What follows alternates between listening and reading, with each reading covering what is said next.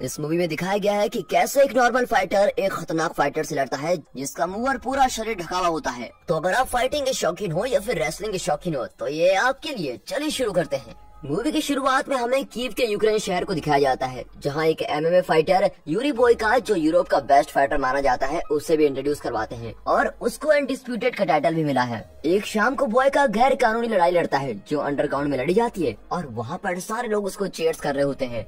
बोयका अपने अपोनेंट को मारने का बिल्कुल भी मौका नहीं देता और इस तरह एक तरफा लड़ाई के बाद बोयका उसके पेट में लात मारता है और उसको मार गिराता है। आगे हम देखते हैं कि रशिया के जिस जेल में सबसे ज्यादा सिक्योरिटी होती है, वहाँ कैदियों के बीच लड़ाई करवाई जाती है ताकि गार्ड्स और वार्डन्स का मनोरंजन हो सके। बाहर की दुनिया के लिए लड़ाई आम है, लेकिन आज तक का सबसे घातक कैदी, जिसका नाम कोशमारा है, वो इतने गुस्से वाला है कि गार्ड्स उसे जंजीरों से बांध कर रखते हैं। यहाँ तक कि वो कोशमारा के मुंह को भी ढक कर रखते हैं ताकि वो किसी पर हमला न कर दे। कोशमारा का अपोनेंट उसके आधे साइज का होता है, जो बड़ी मुश्किल से उसको कोई पंच कर पाता है और फिर कोशमारा अपने अपोनेंट को नीचे फेंक देता है और उसकी गर्दन तोड़ देता है। कोशमारा उसके मुंह पर तब तक मारता रहता है जब तक उसका चेहरा पूरी तरह से बिगड़ न जाए और खून से लथपथ न हो जाए। अपने अपोनेंट को जान से मार देना यही कोशमारा की पहचान है। वो इंसान से ज्यादा एक शैतान माना जाता है जिसको लोगों को मारने का कोई पछतावा ही नहीं है। और इससे अलग बोयका एक अच्छा इंसान है। उसकी कोई अच्छी जिंदगी नहीं है क्योंकि बहुत सालों तक वो जेल में रहा था। बोयका रशिया का एक वांटेड क्रिमिनल माना जाता है, लेकिन बोयका अपनी पिछली जिंदगी को पीछे रखता है और एक अच्छे इंसान की तरह अपनी जिंदगी जी रहा होता है।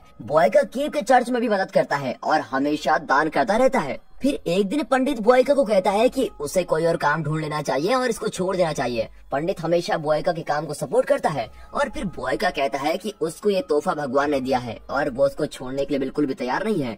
बोयका एक प्रोफेशनल की तरह लड़ना चाहता है, न कि एक गैर कानूनी तरीके से। फिर बोयका का मैनेजर उसे कहता है कि वो कानूनी तरीके से एमएमए मैचेस खेल सकता है और बुडापेस्ट में यूरोपियन फाइटिंग टूर्नामेंट होने जा रहा है और बोयका क्वालिफाइंग मैच जीत सकता है, तो उसके लिए नई जिंदगी शुरू करने का बेहतरीन मौका होगा। अब क्वालिफाइंग मैच का दिन आ जाता है। बोयका इस मैच में अपना बेस्ट देने वाला होता है। बोयका के लिए ये मैच उसकी जिंदगी का बहुत ही खास दिन होता है। अब बोयका के अपोनेंट में रशियन फाइटर विक्टर होता है। फाइटिंग की शुरुआत में बोयका अपने जोरदार किक मारता है और कुछ देर बाद बोयका अपने डिफेंडिंग स्किल्स भी शो करता है। विक्टर के बार बार मारने से भी बोयका पर कोई असर नहीं पड़ता, जिसकी वजह से विक्टर को गुस्सा आने लगता है और बोयका के लिए उसको हराना आसान हो जाता है। बोयका के अटैक से जजेस काफी इम्प्रेस होते हैं। जब बोयका विक्टर के मुंह पर किक करता है तो बोयका का क्वालिफिकेशन पक्का हो जाता है और सबको लगता है कि मैच खत्म हो चुका है। लेकिन विक्टर वापस खड़ा हो जाता है और सबको हैरान कर देता है। लेकिन दूसरी बार भी बोयका उसको हरा देता है, लेकिन विक्टर अपनी हार मानने को तैयार ही नहीं है। बोयका को गुस्सा आता है और वो तीसरे पंच विक्टर के मुंह पर करता है और उसको बेहोश कर देता है। बोयका के जीतने के बाद ऑर्गेनाइजर्स उसको बुडापेस्ट में फाइटिंग के लिए बुलाते हैं, जो बोयका के लिए काफी अवसर के दरवाजे खोल देता है। मैनेजर बोयका को पैसों का बंडल पकड़ाता है और तैयारी करने के लिए कहता है, क्योंकि अगला मैच 2 हफ्तों के बाद है।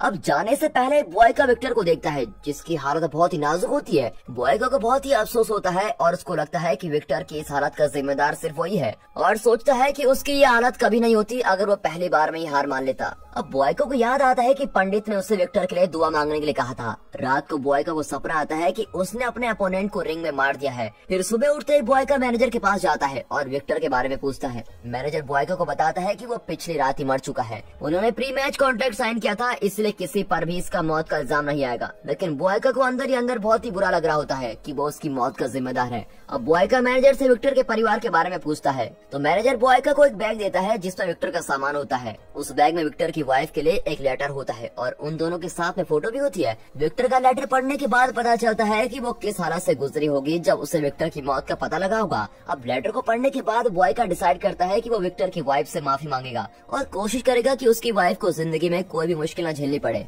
बोयका को पता है कि ये सब करने से उसका अपराध कम तो नहीं होगा, लेकिन वो अपने पाप से मुक्ति जरूर पा सकता है। फिर बोयका मैनेजर को बताता है कि वो विक्टर की वाइफ से मिलने रशिया जाना चाहता है। मैनेजर कहता है कि बोयका अभी भी रशिया में एक अपराधी माना जाता है और उसके वहाँ जाने से उसको पकड़ लिया जाएगा। अब रशिया जाने के लिए बोयका को फेक पासपोर्ट बनाना पड़ता है, जो बहुत ही रिस्की काम है क्योंकि एमएमए फाइटिंग बहुत ही करीब होती है। और फिर बोयका इन सब हालातों को समझ लेता है, लेकिन अपने फैसले पर अटल रहता है। आगे हम देखते हैं कि विक्टर की वाइफ अल्मा विक्टर के फ्यूनरल में होती है। विक्टर की डेथ के बाद अल्मा काफी अकेली हो गई है और ऊपर से अल्मा और विक्टर क्राइम बॉस जोरब के कर्जे के नीचे दबे होते हैं। जोरब भी वहीं होता है और अल्मा को उसका आना अच्छा नहीं लगता, लेकिन वो इस बात का ध्यान रखती है कि जोरब को निराश नहीं करना है। अल्मा सिर्फ इतना अलमा कहती है कि वो काफी ज्यादा काम करेगी उसका कर्ज चुकाने के लिए और किस्तों में दे देगी। फिर अलमा एक सेंटर खरीदती है और उधर ही रहती है। ये सेंटर अनाथ और जरूरतमंद लोगों के लिए है। बॉयका जब रशिया पहुंचता है तो देखता है कि अलमा को कुछ लोग काली गाड़ी में लेकर जा रहे हैं। फिर ये बात सामने आती है कि अलमा जोरब के अंडरग्राउंड फाइटिंग क्लब में वेटरेस का काम करती है।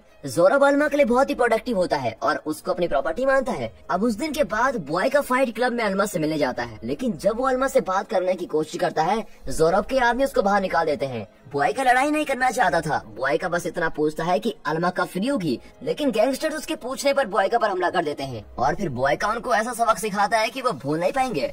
जोरब बॉयका को लड़ते हुए देखता है और उसकी स्किल से काफी इम्प्रेस हो जाता है। जोरब काफी टाइम से अपने क्लब के लिए मार्शल आर्टिस्ट ढूंढ रहा होता है, इसलिए वो बॉयका को हायर करना चाहता है। हालांकि बॉयका कहता है कि वो यहाँ किसी लड़ाई में पड़ने नहीं आया है, वो सिर्फ अलमा से मिलना चाहता है।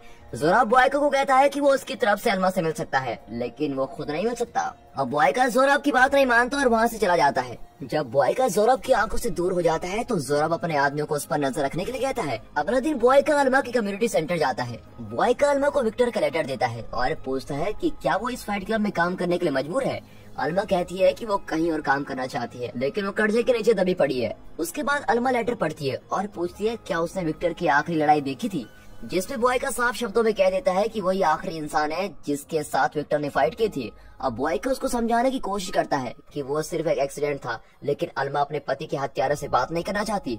अलमा से मुलाकात के बाद बॉयका जोरब के पास जाता है और फाइट के लिए मान जाता है, जिसके बदले में बॉयका जोरब को अलमा का सारा कर्ज माफ करने के लिए कहता है। फिर जोरब बॉयका को कहता है कि उसे 3 मैचेस उसके पसंद के अपोनेंट से जीतने पड़ेंगे और वो वादा करता है कि वो उसकी पहचान छुपा के रखेगा। जोरब को बॉयका के नकली पासपोर्ट के बारे में पता होता है। अगले दिन अलमा बॉयका से मिलने आती है और कहती है कि उसको उसका कोई एहसान नहीं चाहिए। अलमा चाहती है कि बॉयका अपने घर चला जाए, लेकिन बॉयका कहता है कि वो ये सब अपनी संतुष्टि के लिए कर रहा है। उसके बाद बॉयका लोकल जिम में मैचेस के लिए ट्रेन करने के लिए जाता है, लेकिन एक आदमी बार बार उसका मजाक उड़ाता है। जब वो आदमी नहीं मानता है तो बॉयका उसको सिंगल किक में ही गिरा देता है। अब पहले मैच में बॉयका के लिए इजी होता है। अपोनेंट बॉयका को किक करता है, लेकिन बॉयका के सामने इसकी एक नहीं चलती। बॉयका उसको हरा देता है। अब बॉयका अपना लास्ट पंच मारने ही वाला होता है, लेकिन एकदम रुक जाता है और फिर अपने बचाव के लिए अपोनेंट हार मान लेता है। अब फाइट के बाद अलमा बॉयका के लिए ड्रिंक लेकर आती है। बॉयका अलमा से पूछता है कि वो लोकल जिम को अच्छी तरह जानती है, क्योंकि वो उसके स्टैंडर्ड के हिसाब से नहीं है।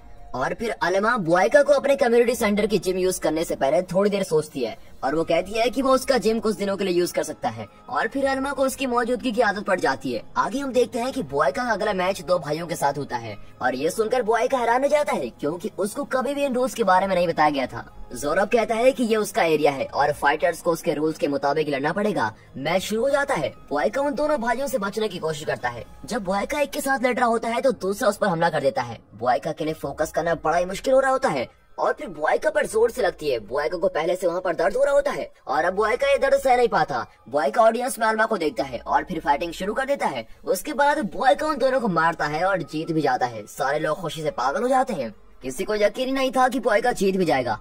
अब अगले दिन जोरब अलमा के घर जाता है और उसके साथ फ्लर्ट करने की कोशिश करता है। अलमा उसको मना करती है, लेकिन जोरब उसकी बेइज्जती करता है और उसको कहता है कि तुम बॉयका के साथ सोई हो। जोरब अलमा को कहता है कि विक्टर की मौत एक्सीडेंट से नहीं, बल्कि ये सब एक प्लान था। अब अलमा इस बात को नहीं मानती, लेकिन उसको ये बात परेशान भी करती रहती है। इसी दौरान बॉयका को यूक्रेन से मैनेजर की कॉल आती है। वो उसको जल्दी आने के लिए कहता है, क्योंकि फाइट से पहले बॉयका को एक प्रेस मीटिंग में जाना है। और फिर बॉयका मैनेजर को उसको आगे बढ़ाने के लिए कह देता है, क्योंकि उसका सिर्फ एक ही मैच बचा होता है। आगे हम देखते हैं कि जब बॉयका रूम में पहुंचता है तो अलमा वहां उसका इंतजार कर रही होती है। अलमा बॉयका से विनती करती है कि वो विक्टर की मौत का सारा सच उसको बता दे और फिर बॉयका अपनी जिंदगी के सारे कष्ट सुनाना शुरू कर देता है। बॉयका बताता है कि उसकी जिंदगी मुश्किलों में बीती है और विक्टर के साथ उसका मैच उसकी जिंदगी बदल सकता था। उसने अपना सब कुछ इस मैच में लगा दिया था और आखिर में वो जीत पे गया, लेकिन विक्टर की मौत ने उसकी जिंदगी का हिस्सा खत्म कर दिया। बॉयका जानता है कि अलमा के लिए उसकी हेल्प लेना बहुत ही मुश्किल है, लेकिन वो विनती करता है कि उसको ये करने दिया जाए। अब रात में बॉयका का फाइनल मैच होता है। बॉयका का मैच इगर के साथ होता है, जो जोरब का बेस्ट फाइटर होता है। वो बॉयका के आने के पहले दिन से ही उसका मजाक उड़ा रहा था। इगर बॉयका पर बहुत गुस्सा है, क्योंकि बॉयका गैंग में उसकी जगह छीन रहा होता है। अपने सारे गुस्से के साथ इगर बॉयका पर हमला शुरू कर देता है। इगर बॉयका पर बार बार अटैक करता है। इगर फाइट में बॉयका की पीठ को मेन टारगेट बनाता है। लेकिन मैच तब नया मोड़ ले लेता है जब बॉयका ईगर पर डबल किक करता है और फिर इस तरह बॉयका ईगर को बुरी तरह मारता है। ईगर खून से लथपथ हो जाता है और आखिर में बॉयका ईगर को हरा के ये मैच भी जीत जाता है और इसके साथ ही बॉयका पूरा टूर्नामेंट जीत जाता है और अल्मा का सारा कड़ी उतर जाता है। ज़ोरब को इसके बारे में पहले ही पता होता है। ज़ोरब बॉयका के पास आता है और उसको एक और मैच लड़ने के लिए कहता है और कहता है कि तभी उनकी डील पूरी होगी। और अब बॉयका के पास टाइम भी बहुत कम बचा है क्योंकि उसको बुडापेस्ट में मीटिंग के लिए जाना है और ये मीटिंग बॉयका के करियर के लिए बहुत इंपॉर्टेंट है। लेकिन वो अल्मा को मुसीबत में छोड़कर नहीं जाना चाहता, इसलिए बॉयका मैनेजर को अगली सुबह तक इंतजार करने को कहता है।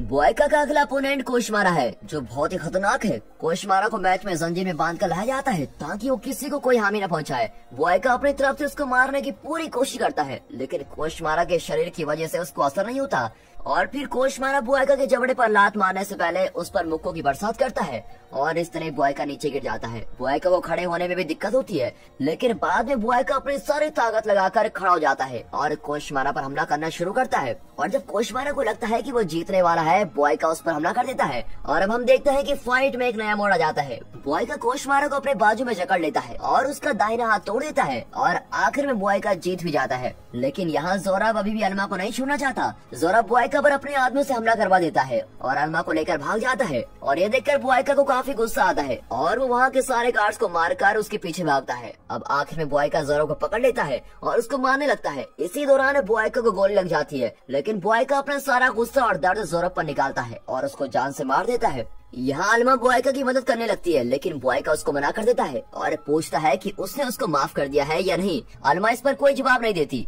फिर हम देखते हैं कि बॉयका को रशियन पुलिस अरेस्ट करके लेके जाती है और जेल में डाल देती है। अब एक महीने के बाद अल्मा बॉयका से मिलने आती है और कहती है कि उसने उसको माफ कर दिया है और बॉयका को काफी टाइम बाद राहत मिलती है लेकिन एक प्रोफेशनल फाइटर बनने का उसका सपना पूरा नहीं हो पाता। और अब हम देखते हैं कि बॉयका जेल में फाइटिंग करता है और अपने अनडिस्प्यूटेड टाइटल को बनाए रखता है। और दोस्तों यहाँ पर ये मूवी खत्म होती है।